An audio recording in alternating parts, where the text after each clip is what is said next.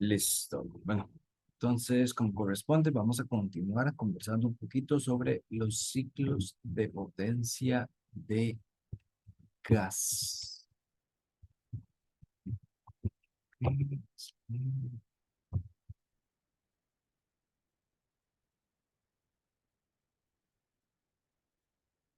Específicamente el ciclo de Otto. Vamos a ver sus características, sus estados, sus procesos.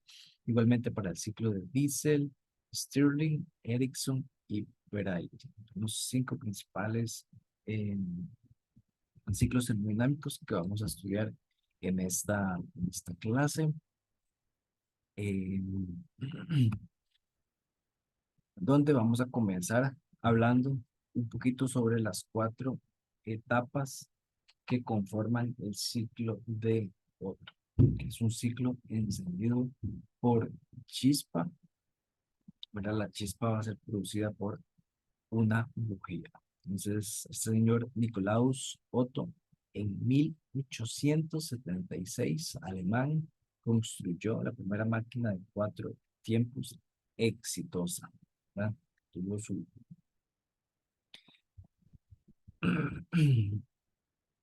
su proceso exitoso. Entonces, vamos a tener, si lo vemos, ¿verdad? Es un sistema cilindro-émbolo. Entonces, eh, cumple con las características que conversamos de una máquina reciprocante también.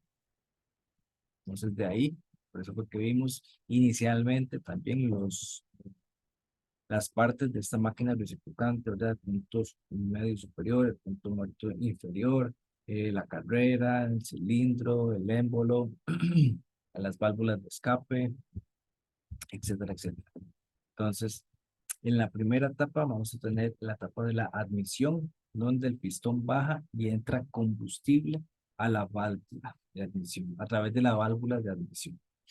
Entonces tenemos una mezcla de combustible dentro del cilindro y esta primera etapa, luego que se cumple, tenemos la compresión. Se da, el pistón sube y el combustible rico en aire también es una mezcla lista para la combustión de combustible y aire se comprime y las válvulas están cerradas. Entonces, el fluido de trabajo, esa mezcla, se llega a comprimir, le elevamos la compresión, la presión a través de una compresión, luego se da la explosión, ingresa energía a través de la, conocemos como la bujía, ¿verdad? Generando esa chispa y en la parte de la explosión, la mezcla de combustible y aire, ¿verdad?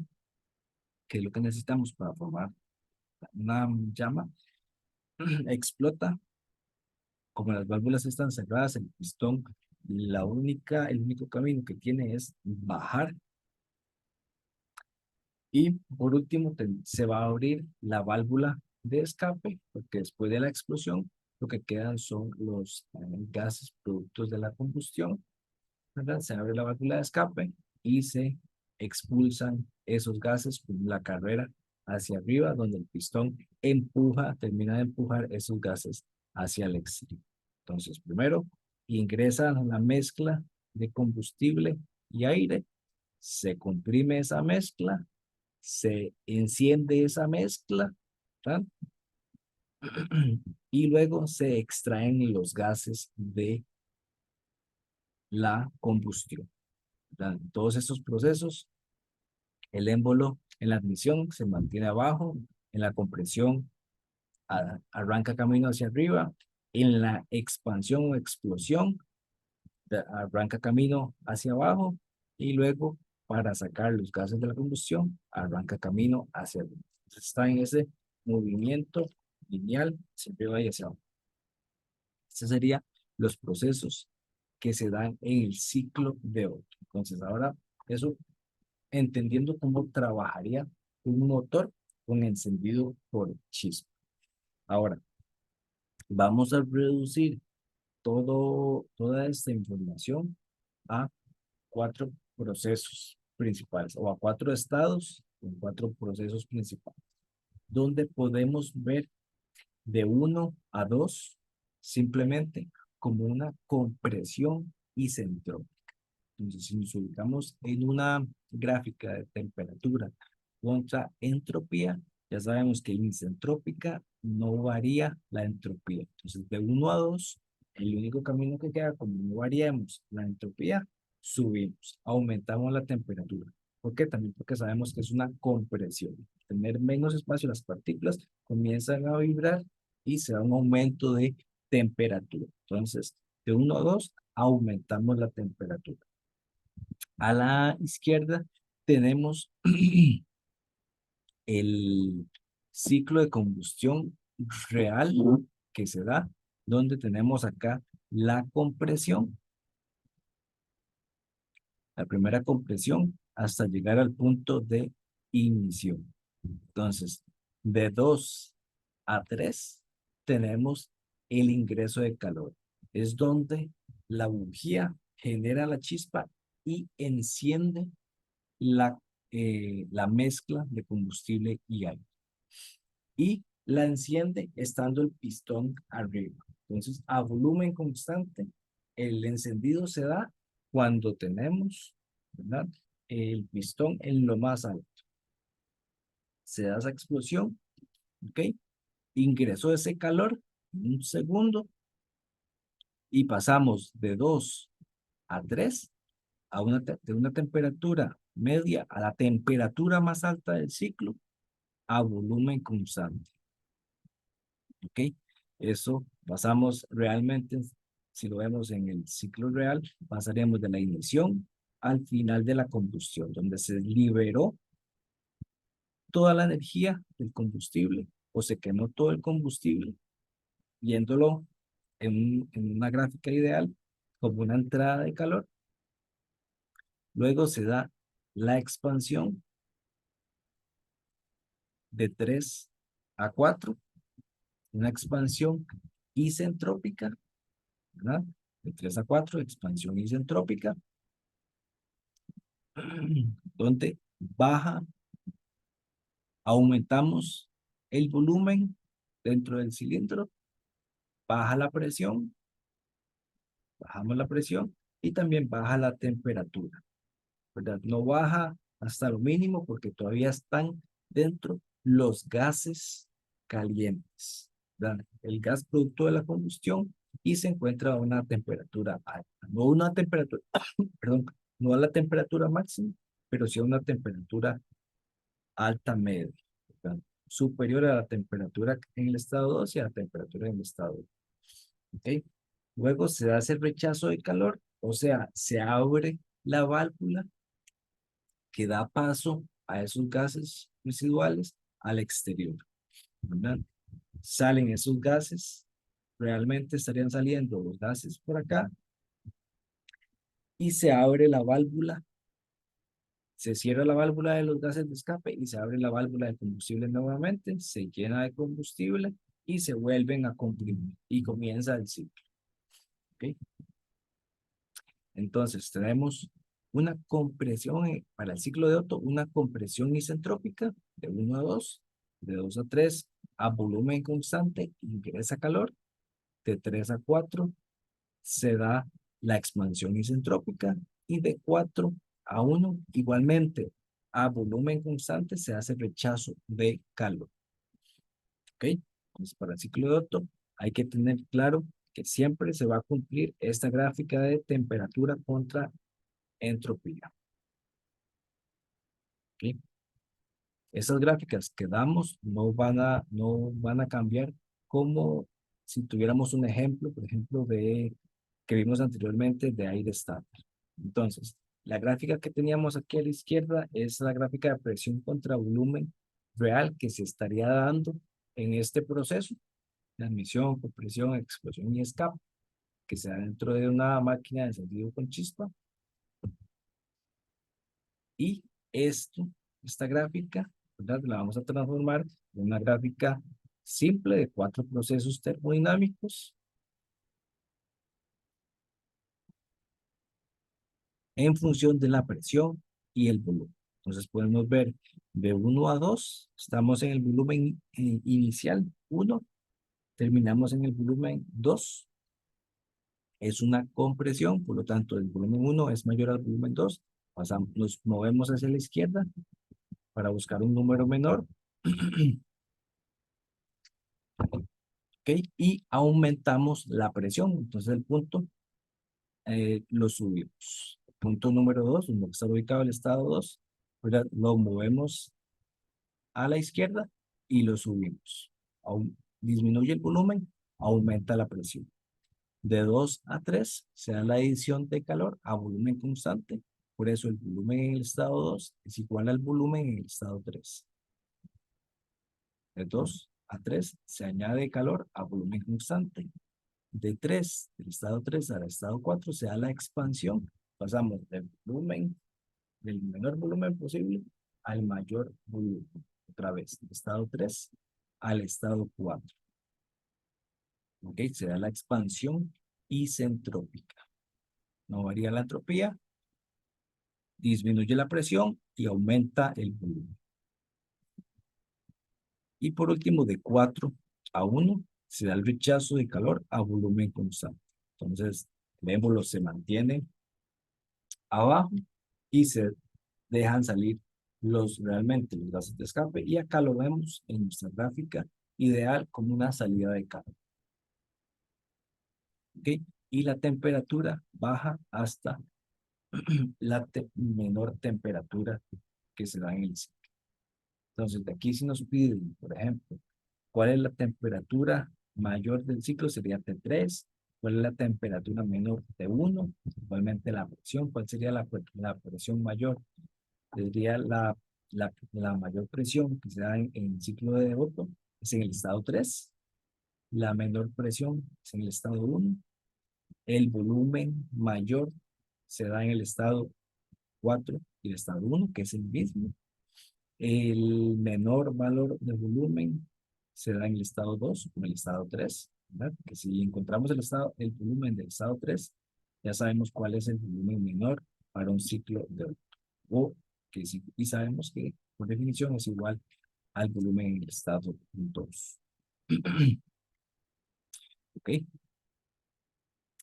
Entonces, estas dos gráficas las vamos a tener, no van a variar para un ciclo de Otto, tenemos que tenerlas claras y simplemente no tenemos que eh, pensar cómo armarlas, sino ya las tenemos definidas, simplemente es ubicar la información que nos daría cada problema respectivo. ¿Ok? Son gráficas que ya están definidas para cada ciclo y estas dos son para el ciclo de Otto. ¿Ok? Perfecto. Por ahí les dejo unos videitos también para que los vean cuando tengan tiempo de las aplicaciones de este tipo de ciclo termodinámico en los motores de combustión interna. Para un ciclo de Otto podemos calcular la eficiencia. Recordemos que siempre vamos a medir qué tan eficiente o ineficiente es nuestro ciclo termodinámico. Para un ciclo de Otto, esta eficiencia se va a calcular eh, como 1 menos 1 entre R, que es la relación de compresión, y K, que es la relación de calores específicos Cp entre CV. Siendo R la relación de compresión, eh, sería el factor como resultado entre dividir el volumen máximo entre el volumen mínimo, o el volumen 1 entre el volumen 2. Si lo vemos acá, el volumen 1 entre el volumen 2 o el volumen 4 entre el volumen 3. Son lo mismo. Estamos viendo que V1 y V4 son lo mismo y V2 y V3 son el volumen máximo, volumen mínimo del ciclo de Otto. ¿Ok? Esa sería la relación de compresión. Y K es Cp entre Cu.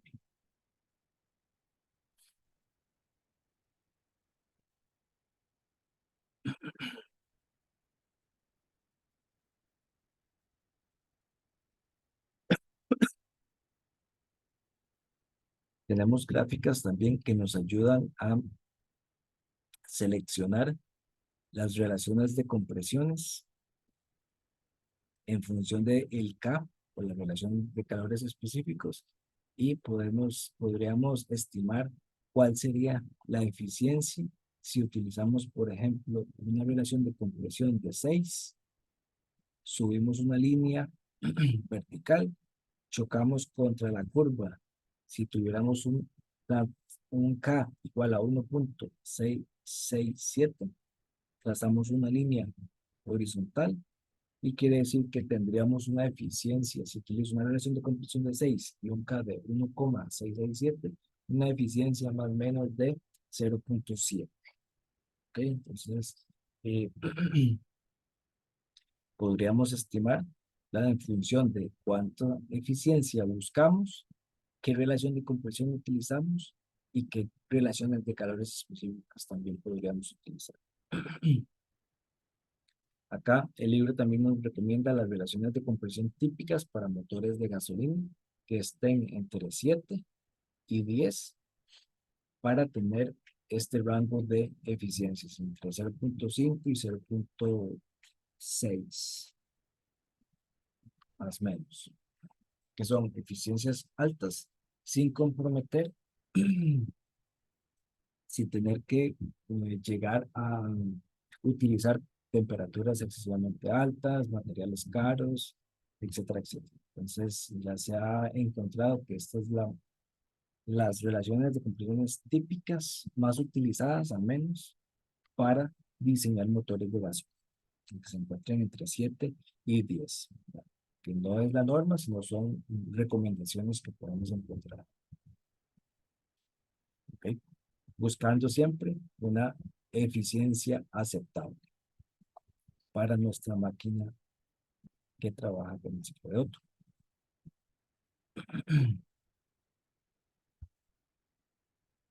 El encendido por compresión obedece al ciclo que trabaja diseñado por este señor Rudolf Diesel en 1890. Este señor diseñó el ciclo de Diesel o el ciclo que enciende el combustible, la mezcla de combustible, al elevar la presión de la mezcla. Entonces, vean los años, en 1890 ya estos señores estaban desarrollando máquinas que cambiaron hasta la fecha la forma eh, de trabajar, donde se cambia la bujía, la chispa, por un inyector de combustible, el cual se atomiza o se inyecta con un spray y el émbolo lo comprime hasta elevar su temperatura por encima de la temperatura de autoignición del diésel. Entonces se da la explosión de forma automática, sin la necesidad de una bujía que genere esa chispa para que explote la mezcla de combustible, como lo hace el ciclo de Otto. Entonces, el ciclo de Otto es utilizado en los motores de gasolina y el ciclo de diésel en motores de diésel.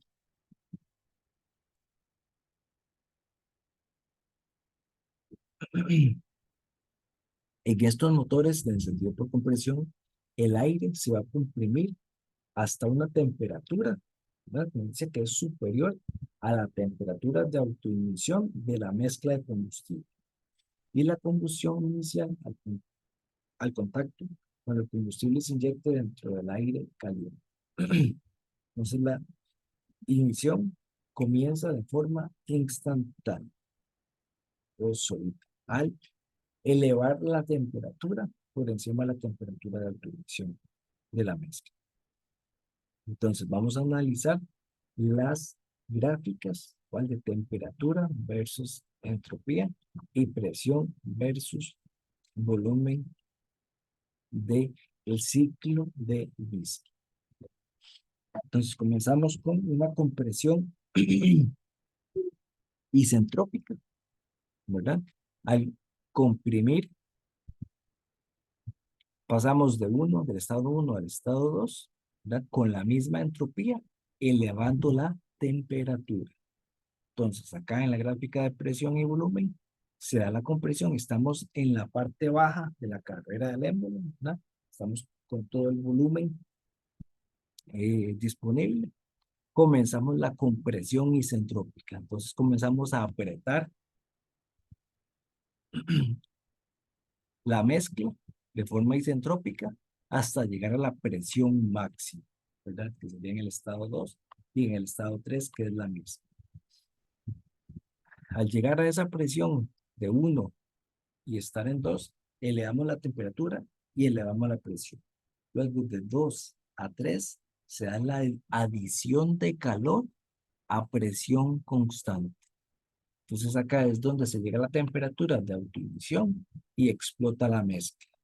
Lo vemos como una entrada de calor a presión constante. Entonces en este instante el émbolo no arranca carrera hacia abajo, no se mantiene.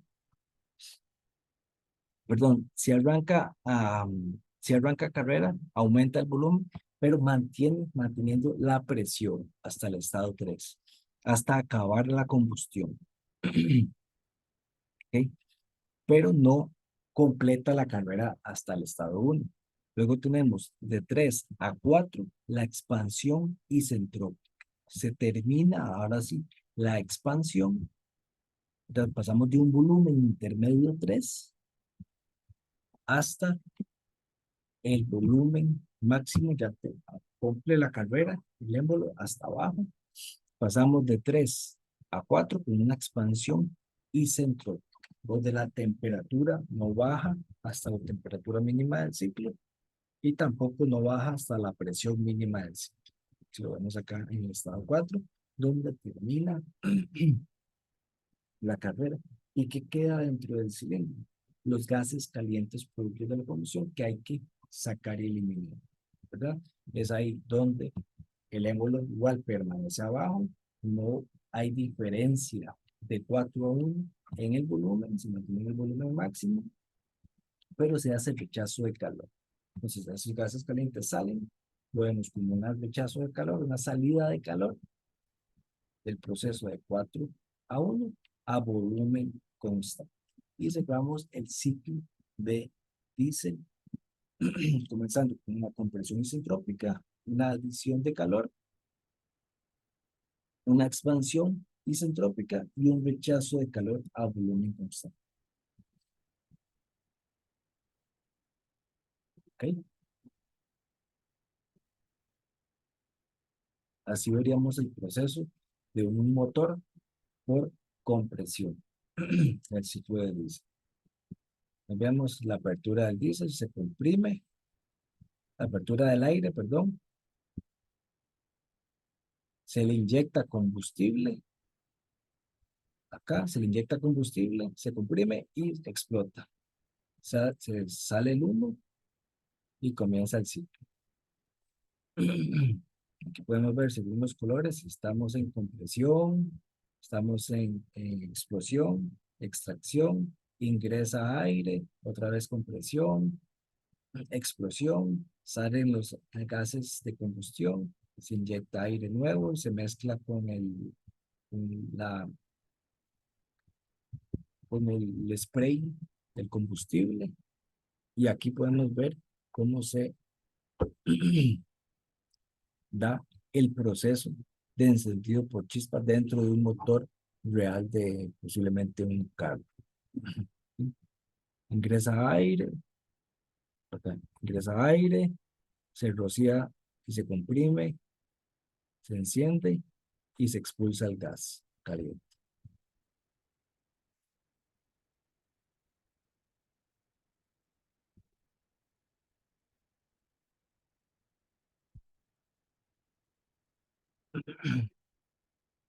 En el ciclo de diésel y estas máquinas de encendido por compresión, vamos a definir una relación, que es la relación de corte de admisión, o el RC.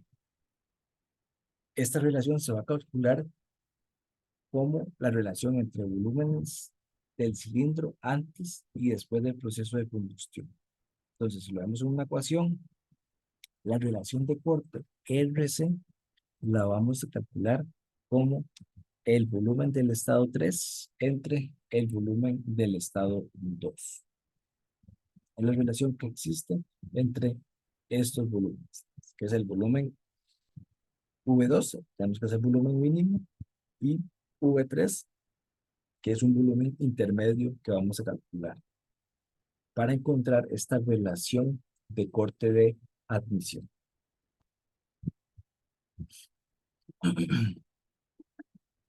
¿Ok? Que es donde se deja de rociar eh, combustible y donde termina de darse la explosión o simplemente la entrada de calor de admisión. Entonces, la relación de corte de admisión la vamos a calcular entre V3 y V2. Ahora, necesitamos saber qué tan eficiente es nuestro motor que trabaja con el ciclo de diésel.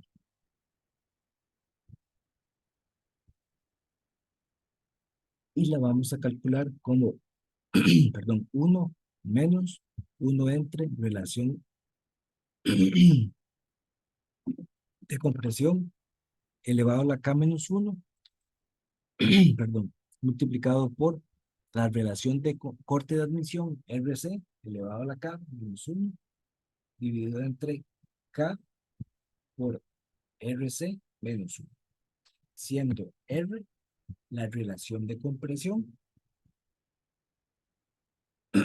y siendo K la relación de calores específicos CP y CO. ¿Ok? Profe, yo tengo una pregunta. Ajá. Entonces, en el diésel, en la válvula de admisión solo entra aire, no entra una mezcla de combustible y aire, como en el de Otto. Correcto. Solamente entra aire y en lo que antes teníamos la bujía,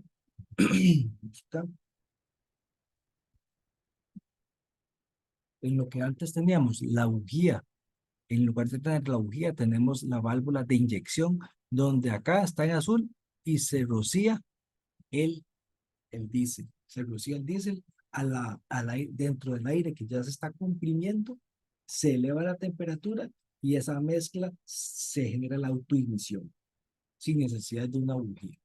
Entonces, el aire está ingresando por acá, tenemos un filtro de aire, ingresa aire, ¿verdad? Cuando esta válvula lo permita, aquí está el aire esperando ser ingresado, ahí se abre la válvula, ingresa aire y aquí en este momento se rocía y de una vez se explota debido a la compresión, a la temperatura que se da por la compresión. Entonces, correcto, primero ingresa aire, que está esperando que se abra la válvula, se abrió la válvula, ingresa aire, se inyecta combustible y se explota inmediatamente. Correcto, como lo indicaste, claramente. Ok, muchas gracias, profe. Maravilloso, mucho.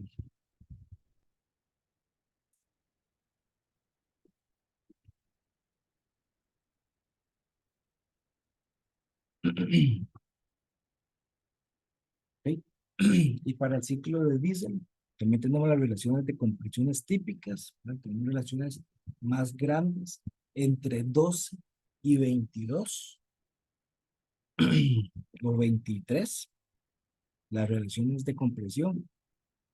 Y si queremos utilizar una relación de corte de 1, que sería parecido a la de Otto, como la del ciclo de Otto, tendríamos una eficiencia cercana al 70%. Si usamos una relación de corte de 2 o de 3 o de 4, podríamos llegar a tener una eficiencia hasta del 50%. Entonces son motores que podemos jugar más aún con las relaciones de compresión que con respecto a al motor de gasolina que trabaja con un ciclo de Otto, que vimos que las relaciones de compresiones podrían estar entre los 7 y 10. Entonces, por acá, 7 y 10 estaban las relaciones típicas para los motores de el ciclo de Otto. Y aquí tenemos, pues, si lo comparamos con las gráficas anteriores, pues vamos a tener mayor ventaja, un poquito más de ventaja de holgura para trabajar y diseñar nuestro motor de diésel, también que me va a generar eficiencias más altas y entregar por ahí tal vez mayor potencia, ya que los motores, al tener relaciones de compresión más altas, pueden ser más grandes. Entonces, por ejemplo, donde encontramos ese tipo de motores en carros mucho más potentes, más robustos, los pickups, los, eh, todos los carros de trabajo pesados, grandes, ¿verdad? Utilizan motores de diésel y los motores más pequeños, ¿verdad? Los carros más pequeños que utilizan gasolina, pero son a su vez, al ser que los carros más pequeños, pues son más rápidos.